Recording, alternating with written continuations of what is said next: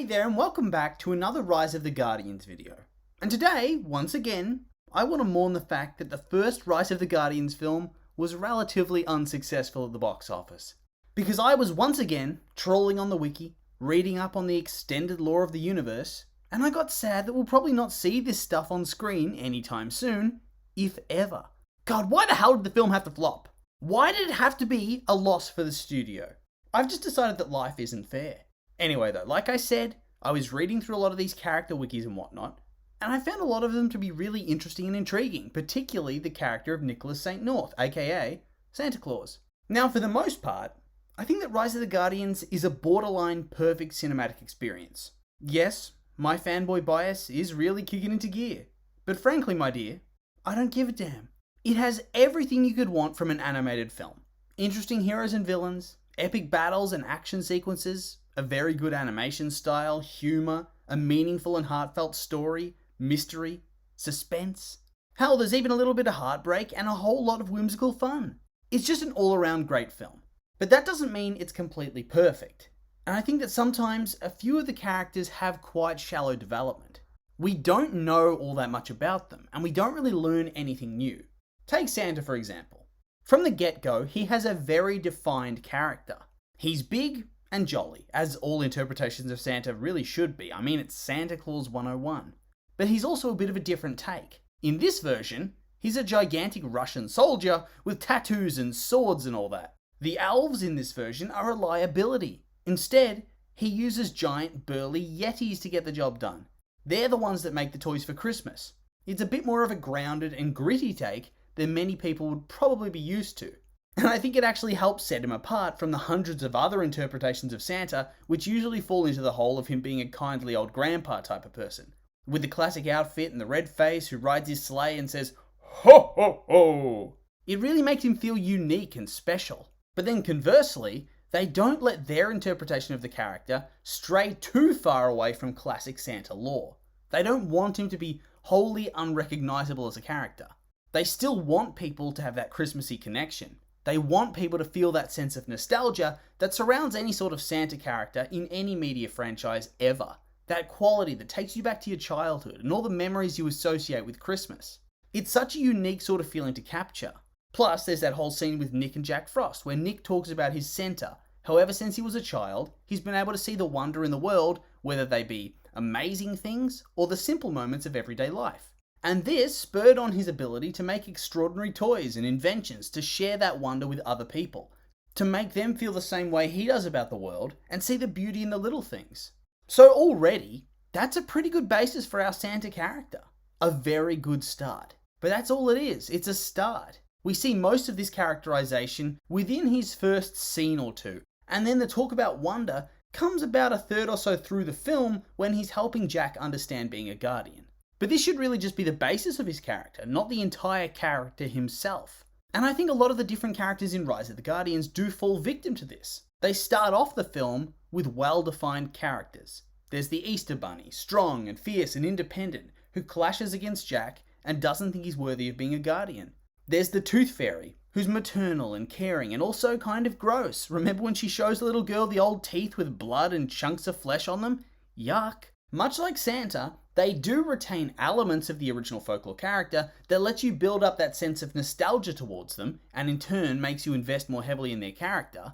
And then they each have a key moment to sort of help Jack grow as a character, but beyond that, they don't really have much development. We don't delve too deeply into their story. We don't learn why they are the way they are, about their past, their life, what they stand for. Mostly they just serve as a bit of flavour whilst Jack goes about his journey. And yes, Jack is the main character, and thus, we obviously need to learn more about him, and we need to delve into his backstory more in depth and learn what makes him who he is, and understand why he became a guardian, but that doesn't mean we need to hyper-focus on his arc to the exclusion of all else.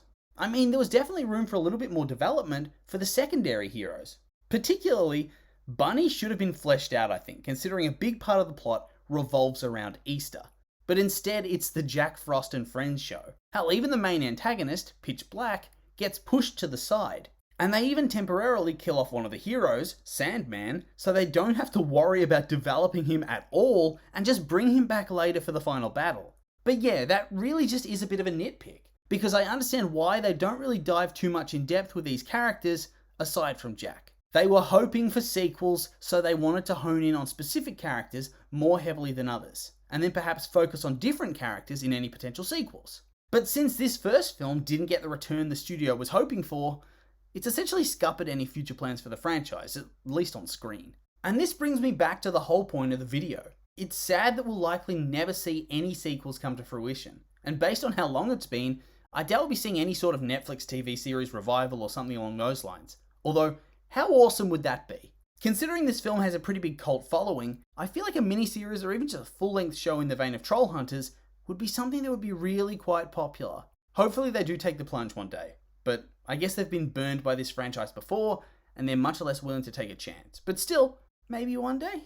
Because reading through some of Nick St. North's lore makes me long for some sort of prequel film or show or something. Dude has such an interesting story that sets itself apart from so many other Santa origin stories, whilst also still feeling like it's kind of true to the character and makes sense for the man we see later in the film.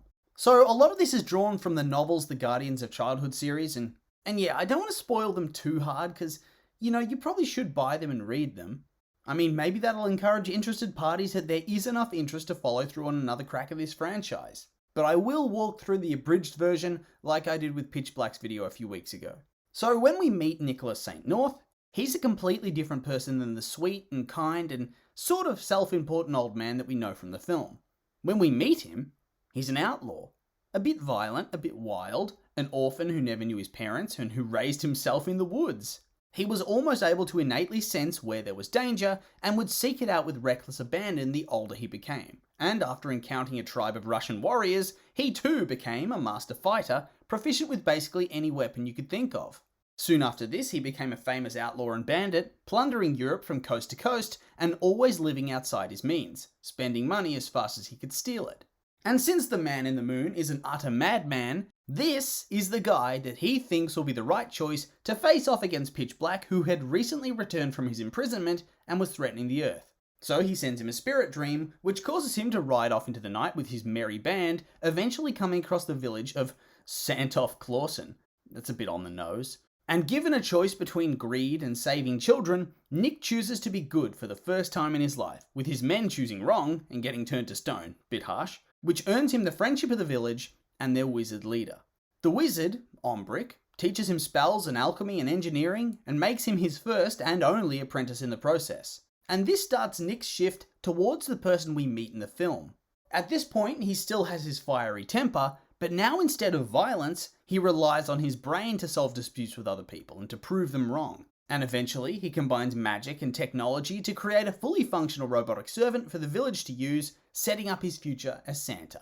And then over the course of the rest of the novel, we see interactions with and discussion of various other Guardians, we see him battle Pitch, and we see him forge a bond with the people of the town and have him understand that there's more to life than living for yourself. And thus over time, we see him slowly shift away from the brash young man who thinks he deserves to have everything at the expense of everybody else, into a kindly genius who sees the wonder in everything and wants to share it with the world.